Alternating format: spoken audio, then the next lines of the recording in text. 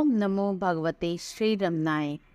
उसकी पूजा हम जिस भी नाम या आकृति के रूप में करें, वे सभी नाम रहित, आकृति रहित निरपेक्ष सत दर्शन का साधन बनते हैं। तो भी निरपेक्ष में अपने वास्तविक स्वरूप यानी आत्मा को देखने से अभिप्राय है उसमें विलीन होकर उससे एकाकार हो जाना। यह सत्य का वास्तविक ज्ञान है। इस क्षण में उपासना पर प्रकाश डाला गया है। भगवान पूजा के सभी रूपों को समान महत्व देते हैं। भजन, कीर्तन, पूजा, जप, ध्यान सभी साधना में उपयोगी हैं। उनके साधना संबंधित ग्रंथ उपदेश सार में भी इसका विस्तृत उल्लेख है। ईश्वर के अनंत नाम एवं अनंत रूप हैं। हरि अनंत, हरि कथा अनंता इसी तथ्य को उजागर करता है। साधना पथ पर हर किसी की पात्रता अलग अलग होती है। सद्गुरु उनकी पात्रता अनुसार साधना का चयन करते एवं मार्गदर्शन करते हैं। भजन, कीर्तन, पूजा, जप, ध्यान साधना के क्रमिक सोपान हैं। इन सोपानों पर चढ़कर ही आगे बढ़ना संभव है। ध्यान योग की उच्च स्तरीय साधनाएं आरंभिक साधकों के लिए नहीं है। भजन, पूजा और जप से मन की शुद्धता होती है तथा एकाग्रता की शक्ति बढ़ती है। मन लयबद्ध हो जाता है। लयबद्ध मन से ध्यान करना सुगम हो जाता है। महर्षि छंद के प्रथम भाग में इसी तथ्य की ओर संकेत देते हैं। पूजा का आरंभ इष्ट की आकृति अथवा नाम जप से होता है। नाम जप में ही इष्ट की आकृति का समावेश रहता है।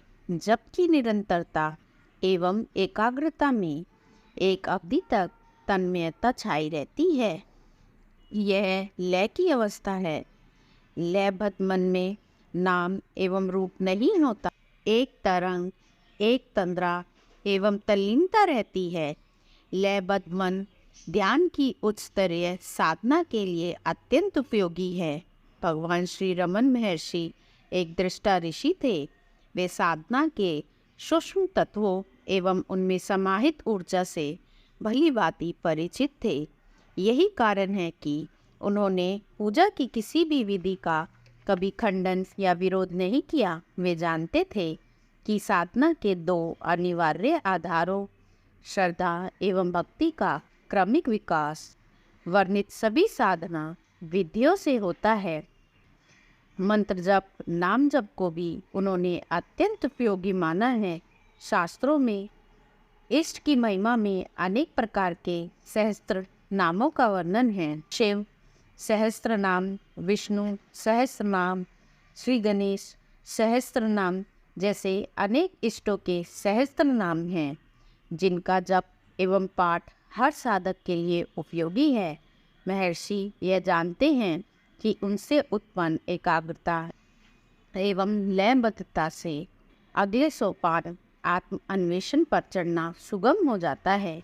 इसलिए उनका उद्घोष है, जिस भी नाम या रूप से हम उसकी पूजा करें, अंततः वह हमें निराकार सत अर्थात ब्रह्म की ओर अग्रसर करता है। इस तथ्य को वे आगे और भी स्पष्ट करते हैं कि निरपेक्ष में अपने स्वरूप को वास्तव में देखने से अभिप्राय है उसमें विलीन होकर एकाकार हो जाना। इन पंक्तियों में आत्म अन्वेषण साधना के सभी सूक्ष्म संकेत है। अन्वेषण के स्वरूप या सत्य की खोज की जाती है। उसे देखना अथवा उस सर्वस्व सत्ता को शारीरिक अथवा मानसिक नेत्र से देखना संभव ही नहीं है। देखने से आश्चर्य है उसमें विलीन होकर एकाकार हो जाना। यह द्वैत से अद्वैत में पहुँचने की अवस्था है। यही ईश्वर दर्शन अथवा आत्म दर्शन है। यही बोध है। यही आत्म साक्षात्कार है। यही निर्वाण है तथा यही मुक्ति है। छंद का समापन इसी तथ्य के सारगर्भित पंक्ति से होता है। उससे एकाकार हो जाना ही सत्य का वास्तविक ज्ञान है।